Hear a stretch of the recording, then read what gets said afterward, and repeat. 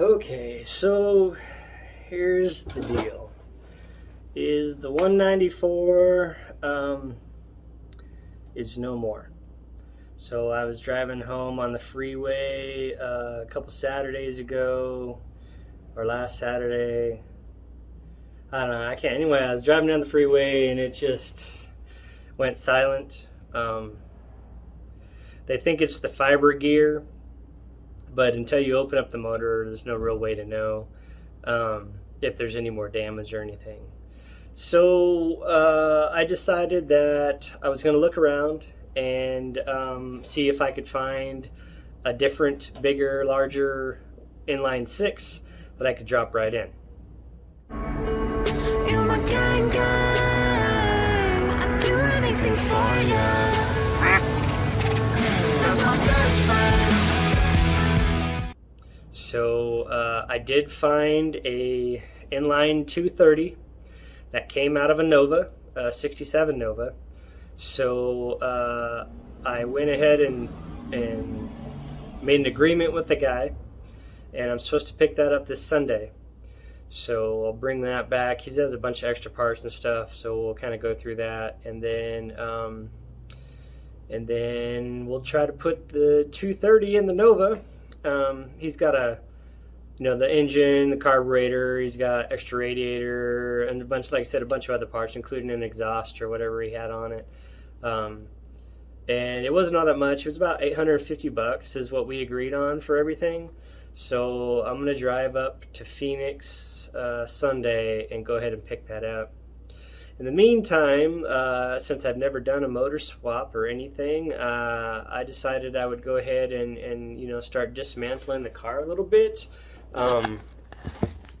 So I have the front grille off. You can see here, I kind of took that stuff off there. I've been very, very careful. So as you can see, I got the baggies and the pin. And if I take something off, I'm labeling it. I don't know if you can see the label.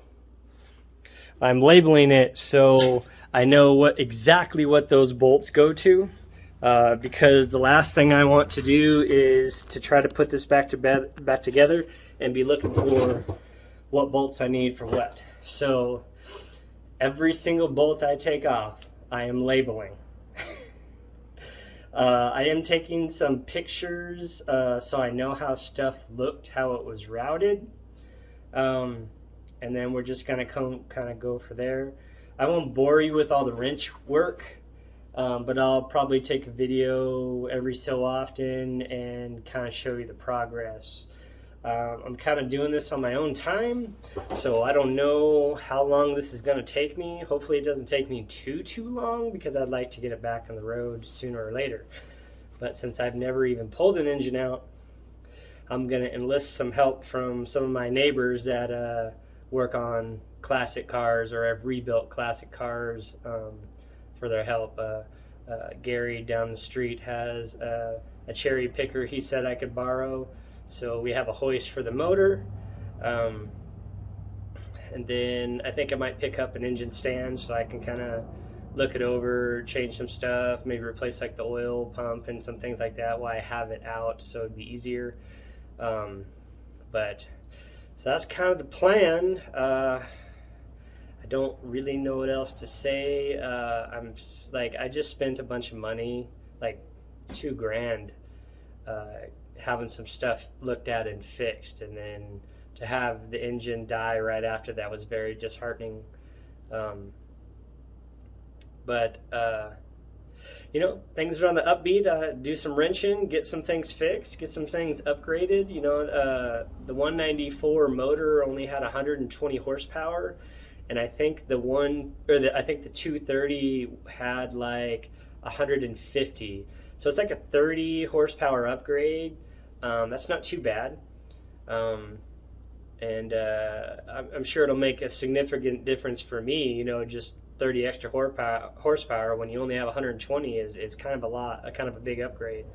But this motor, like I said, it comes with the motor. It actually has another Power Glide trans that comes with it, except I'll probably just sell that and try to recoup some of the money And then he had a has a Weber carburetor and radiator, a lot of other stuff to it. So yeah, I'll probably make another video about me going to pick it up and then getting it home. So this is going to be a project, and I hope you guys look forward to the videos. I won't make them real long so you can kind of get through them, but that's where we're at now, and thank you guys for your support. Later. Hi, I'm Randy. I'm November. I Ramona too. And this is Optimus Prime, and we're just ducking around. If you like the content, please consider subscribing. And thank you for checking us out.